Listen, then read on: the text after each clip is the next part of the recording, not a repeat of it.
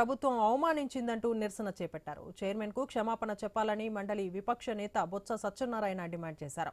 అసెంబ్లీలో భవనాల ప్రారంభోత్సవానికి మండలి చైర్మన్ ను ఆహ్వానించలేదన్నారు. తిరుపతిలో మహిళా ఎమ్మెల్యే సదస్సుకు కూడా ఆహ్వానం లేదని మండిపడ్డారు. దీనిపై సభా వ్యవహారాల మంత్రి సమాధానం చెప్పాలని బొత్స డిమాండ్ చేశారు.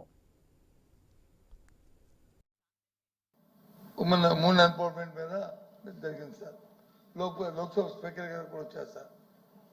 అందరికీ గర్వకారణం సార్.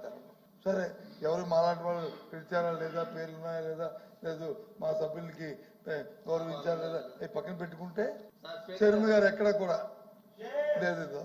మళ్ళీ చూడండి సార్, అధ్యక్ష నేను పంపిస్తాను చూడండి సార్. డిప్యూటీ చైర్మన్ గారిది మళ్ళీ ఉంది, కానీ చైర్మన్ గారిది ఎక్కడ లేదు. కానీ స్పీకర్ గారు ఉంది, డిప్యూటీ స్పీకర్ గారు ఉంది. అంటే ఈ కాన్ఫరెన్స్ ఇది నేషనల్ కాన్ఫరెన్స్ పార్టీలకు సంబంధించింది సార్.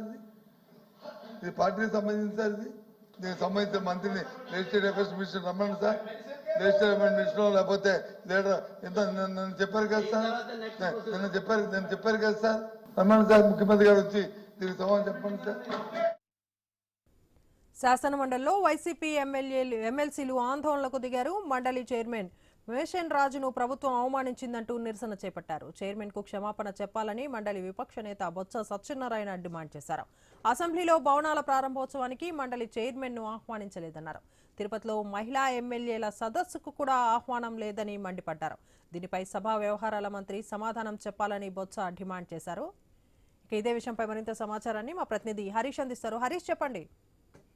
దీనికే మండలి చైర్మన్ కి సంబంధించిన వరకు ప్రోటోకాల్ అనేది పాటించకుండా అధికార కూటమి ప్రభుత్వం ఇష్టానుసారంగా వ్యవహరిస్తోంది. అందులో భాగంగానే అధికారిక కార్యక్రమాలకు సైతం మండలి స్పీకర్ ని ఆహ్వానించకపోవడం పట్ల వైఎస్ఆర్ కాంగ్రెస్ పార్టీ ఈ రోజు శాసన మండలిలో ఆందోళన వ్యక్తం చేసింది. ప్రోటోకాల్ నిబంధనలను పక్కన పెట్టి కేవలం రాజకీయ పరమైనటువంటి కోణంలోనే కూటమి ప్రభుత్వం అనుసరిస్తున్నటువంటి వైఖరి పైన వైఎస్ఆర్ కాంగ్రెస్ పార్టీకి సంబంధించినటువంటి శాసనసభ్యులు ఈ రోజు మండలిలో అభ్యంతరం వ్యక్తం చేశారు. అసెంబ్లీ భవనాల ప్రారంభోత్సవం నిన్న జరిగినటువంటి కార్యక్రమంలో అసెంబ్లీ భవనాలకు సంబంధించినంత వరకు కూడా అదనపు భవనాలు ఉన్నాయి. ఆ భవనాలకు సంబంధించినటువంటి ప్రారంభోత్సవానికి సంబంధించినటువంటి కార్యక్రమంలో కనీసం స్పీకర్ కు చైర్మన్ గా ఎవరైతే ఉన్నారో మండలి చైర్మన్ గా ఉన్నటువంటి మోషన్ రాజుకు కనీసం ఆహ్వానం అందించకపోవడం, స్పీకర్ గా చైర్మన్ స్థాయిలో ఉన్నటువంటి వ్యక్తికి ప్రోటోకాల్ పాటించకపోవడం, ఆహ్వానం అందించకపోవడం, కనీసం సమాచారం కూడా లేకుండా ఏకపక్షంగా ప్రారంభోత్సవం చేయటం, అదేవిధంగా తిరుపతిలో జరిగినటువంటి మహిళా సాధికార సదస్సు వంటి కార్యక్రమాలకు కూడా